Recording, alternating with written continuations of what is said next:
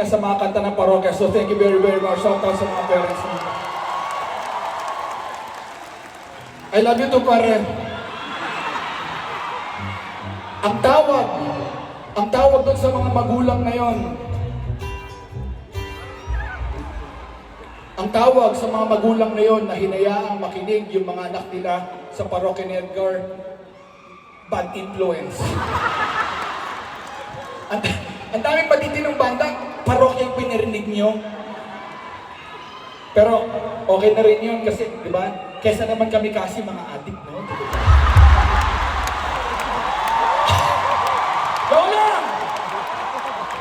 Loko lang, tropa namin yung mga yun. Hindi na nga sila makakawala dito eh. Anyway, sobrang na-appreciate talaga namin. And kahit medyo maraming mga kids ngayon, medyo malakas na yung loob namin na kantayin yung next song. Kasi alam niyo naman, parokya, hindi naman kami role model, mga gago talaga kami. Tapos, hindi, totoo naman eh. Nakakatawa nga kasi a few years ago, may na-offend daw sa mga kanta ng parokya. Tapos, oo, diba? Tataka nga ako eh, kasi noong 90s, wala naman nagalit sa amin. Yung kasi sinasabi ko eh, yung mga batang 90s, we do not get offended by songs.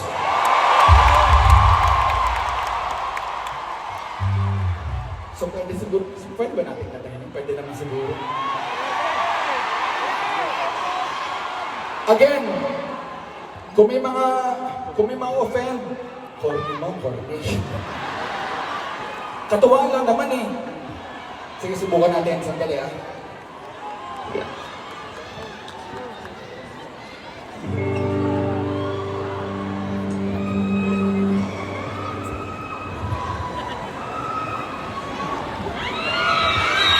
Wala pa, ito pa lang. Excited ka eh. Tuloy, nawala ako sa tono. Ano ba yun?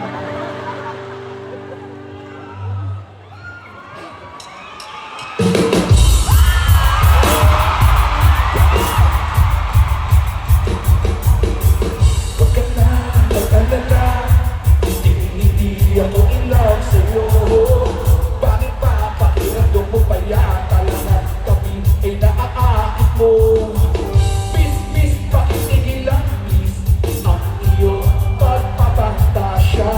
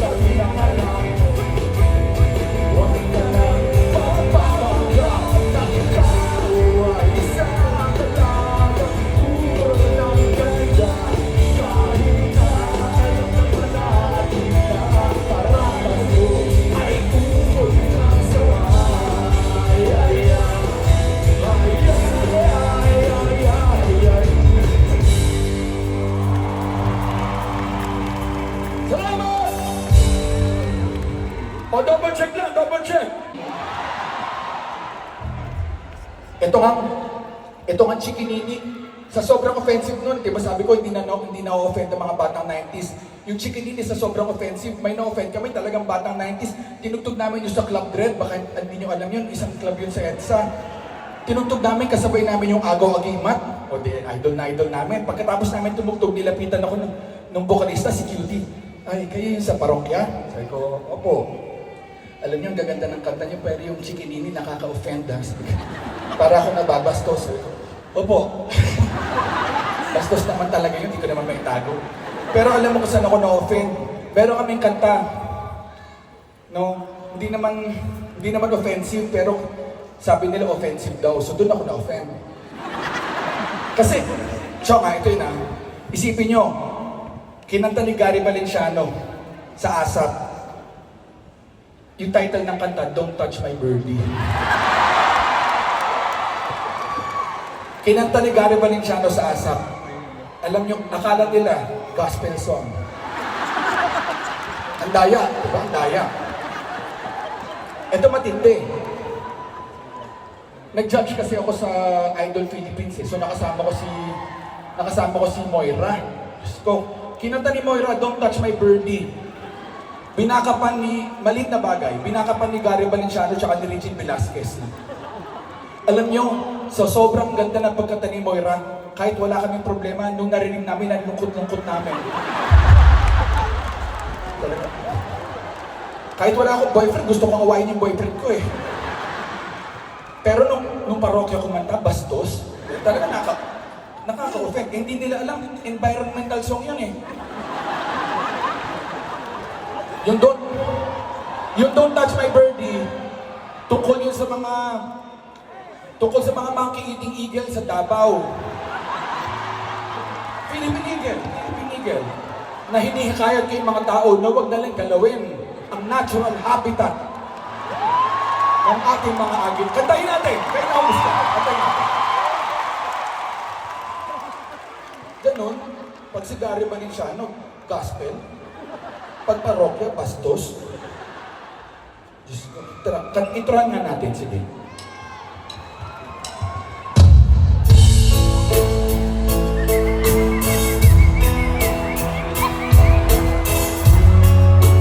Akala ko ba agila?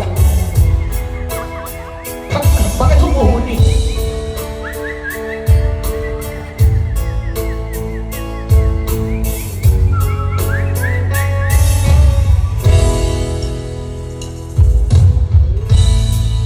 Kapag ako'y napapatungan, pinaglalaroan ko ang birdie ko. Ang cute-cute naman kasi kaya ko siya binili. My birdie is my best friend. Ang dami naming maligayang sandali. Madalas ko siyang pinapakain ng birdseed. Mahal kita, oh birdie ko, huwag kang lalayo. Don't touch my birdie, don't touch my birdie.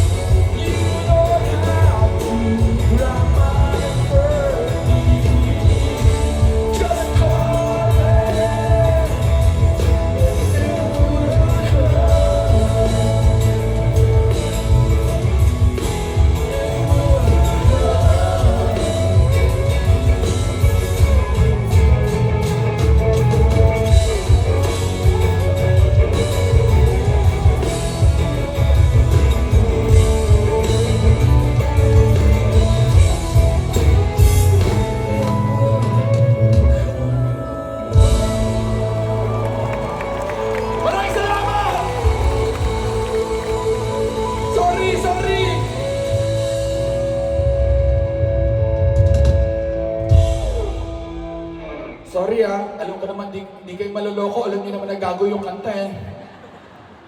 Hindi, kasi, di ba, sa edad na yun, 17 years old, yun naman talaga yung mga nakakatawang gawing kanta. Siyempre, magkakatabi kami nila Gabriel, nila Vince. Kaya nga nabuo yung kantang yun kasi tinanong na isa namin kaibigan ng college, tinanong niya si Vinci, "Uy, may bago pa kayong kanta?" Sabi ni Vinci, "Meron, Don't Touch My Birdie." Tapos sabi niya, "Kailangan mo gumawa ng kanta, Don't Touch My Birdie." So, wala akong choice. Siyempre sa mga ganung edad, hindi pa kami aware sa mga religious hypocrisy, or alam mo yun, environmental degradation. Sa amin, masaya na kami sa sulat noon. Cooking ng ina mo. Siyempre, 17. Kung may mga pamangkin kayo 17, tingnan nyo. 17 years old, ganun kami kabata nung nagsimula. Siyempre, yun pa yung mga nasusulat namin. Pero, gusto ko lang ikwento, no? Sa ganung edad, maniwala may matitino din naman kaming kanta. Actually, 17 nung nasulat namin yung isang pinakaunang love song yata ng parokya. Kahit wala kayo sa tono, kahit wala kayo sa timing, tanda mo, wala naman tayo sa contest eh. Kanta lang kayo. Alam mo yung kantabi nyo, wala naman pakialam kung nasa tono kayo o wala eh. Sasabihin lang, imagine nyo, "Ay, shit, yung katabi ko wala sa tono. Medyo sharp." Medyo sharp. Wala sila pa. Pero sa lahat na sumasabay, thank you very, very much. Last song. Wala! Aga-aga pa eh! Nakakailan songs na ba tayo? 2? 3? 1 pa lang? 1 song pa lang? Ang galing mo magbilang ha. Damihan natin, aga-aga pa eh, no? Sandali. Sige. May tinatawag ako ng staff doon. Manguse? Hirap-hirap. Intron. Bossa Nova, ganon? Sige. Sabi na, nakapila ako dito eh.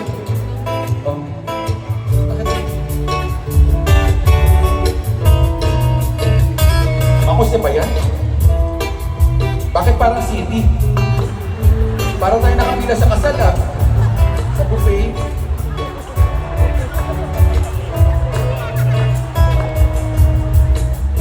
Tumingin sa sabi ang dilim, nagkarasik na ng lagim, ang mga kaaway ng ating tagapagligtasan. Lahat sila'y nagsisinawa. Dalawa po. Pagsapit ng wala kang makikita, kundi ang kanila mga mata na nakakatakot ng color yellow.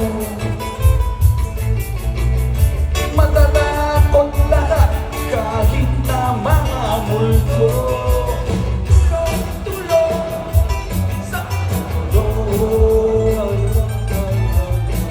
Kailangan ko ng tulong yun.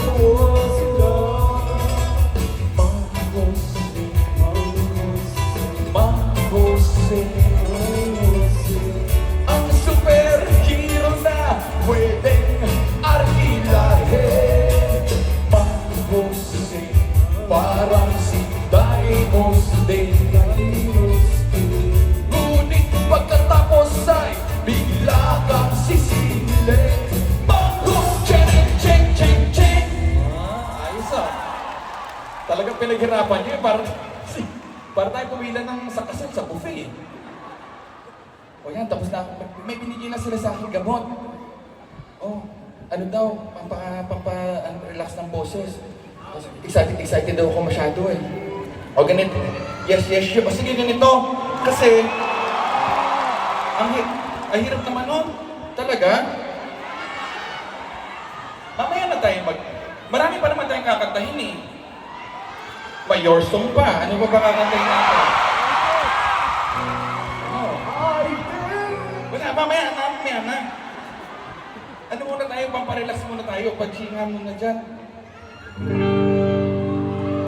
Good luck ha. O ganito, medyo mahirap. Kasi wala si Vinci. So lahat na may alam ng part si Vinci. Para banatan niya yung ano niya ha. Banatan niya yung part niya. Good luck, katuwaan lang to. Okay lang ba kayo doon? Good luck. Kung magkamali tayo, okay lang, di naman to kasama sa setlist eh.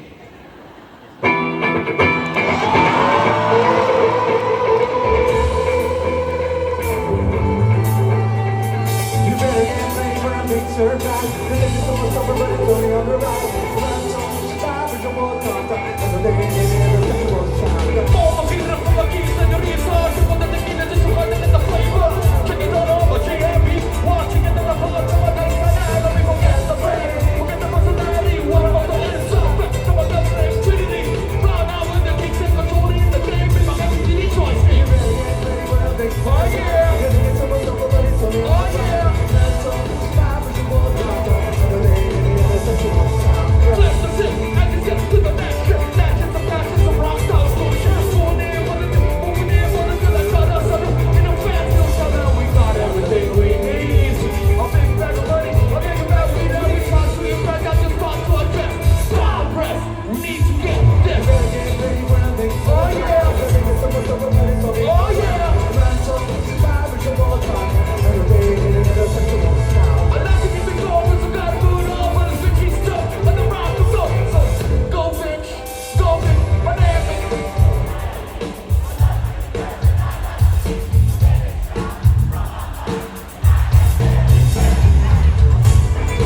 Fancy cars, chocolate bars. Come on, brother, maayos mo naman. Kasi mo na natanong parang ano. Ano ba kinakatubag yung sabagan yung apartment? Mga nalatingan, walang ibang talent. Jack, ano ba sila?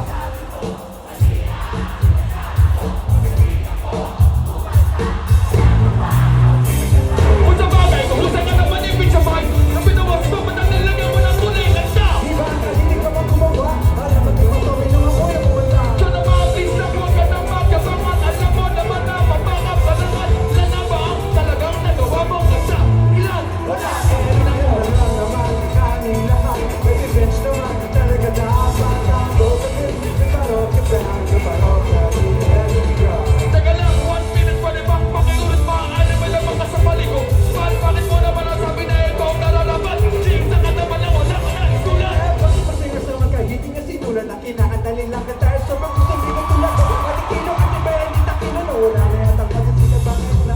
Ewan ko, sandali, huwag ka nga makulit. Kumain mo, magsipasabong ka na malupit. Baka makatingin ka na sa swalang na kabangon na silista na nagkasunumpiyan din ng todo. Talaga, hindi ka, natawag na ba ako? Hindi ba Victoriano, o bakit ka naman tikwado? Huwag ka magkakakas, talaga kayo yung batas. Kami yung mga simo na hindi ba? Sandali lang, huwag muna kayong maglaban. Bago kayo magtutukan, pakitingin mo na ang pag-usapan. Ang hindi mo nawan, sige na, ang daming kapit. Akay mo na hindi ko na marating. Ayaw mo mangyari at nangyari sa iba. Patuto tayo kung paano magpapababa. Huwag ka rin kalimutan kung saan nagsimula. Alam naman namin lahat, na mahal namin ang isa't isa. Walang iwanan sa parokya, pero sa parokya, everyone. Oh yeah! Oh yeah! Oh yeah! Di ko na ba tatapusin yung kanta?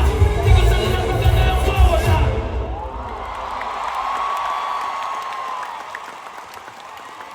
Chong, sobrang salamat. Thank you very, very much.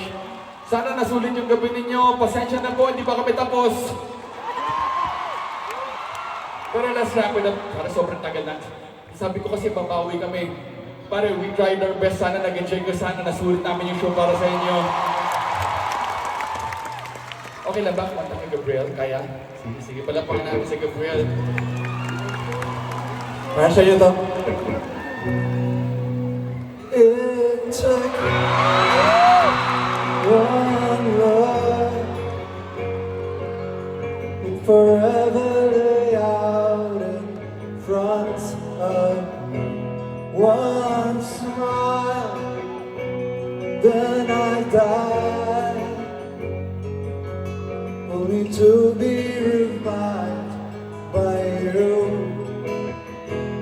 There I was, thought I had everything figured out. Goes to show just how much I know about the way life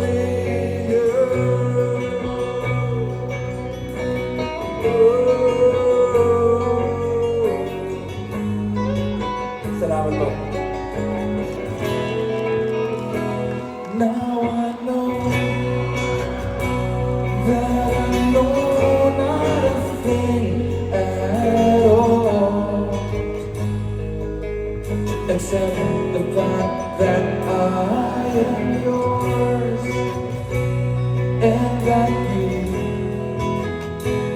are mine.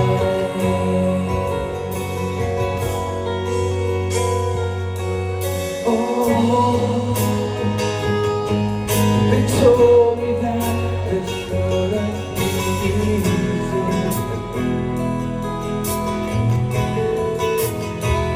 And no, I'm not one to complain.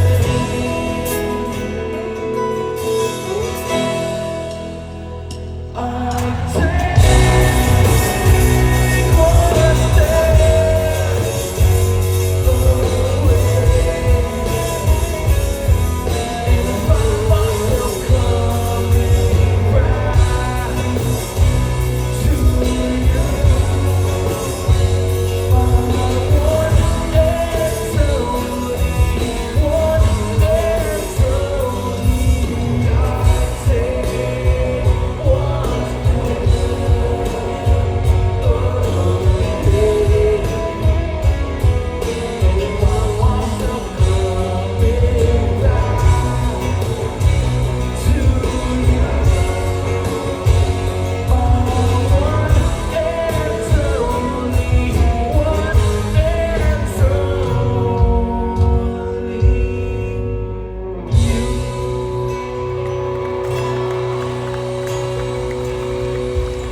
Wala pa na si Gabriel! Maraming salamat sa lahat na natsaga sa parokya ni Edgar. Pasensya na napadami kami ng kanta. Tao lang, nag-enjoy lang kami masyado para. Thank you very, very much. Salamat talaga sa Fridge. Sa inyo lahat sa nagpunta dito.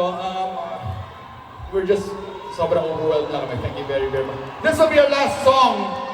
Sana natripan nyo. Dahil mo nito, halaga.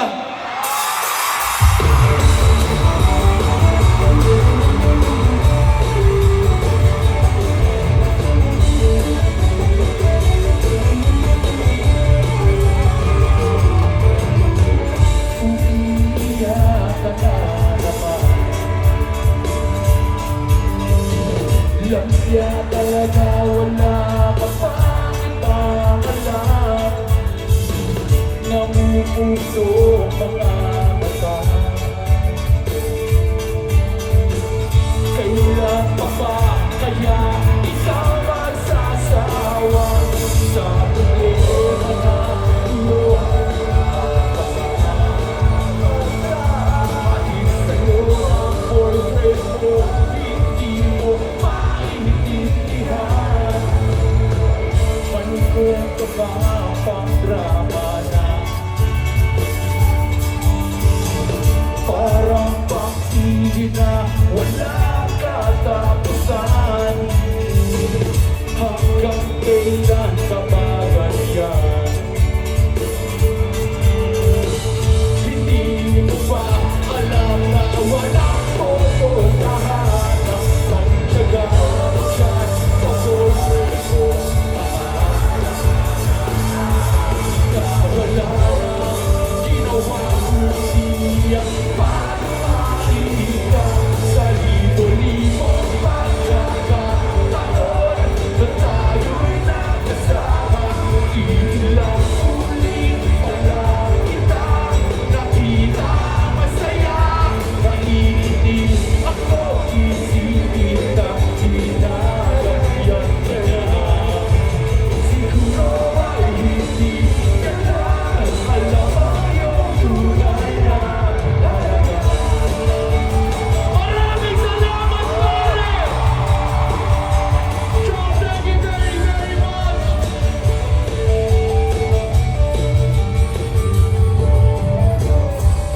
Hindi na dapat pa usapan pa. Napapagod na rin ako sa aking kakasalita.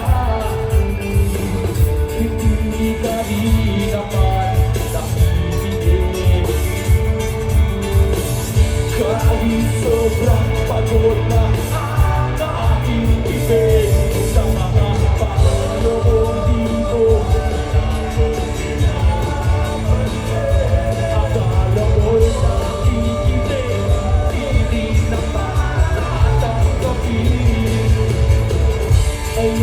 Di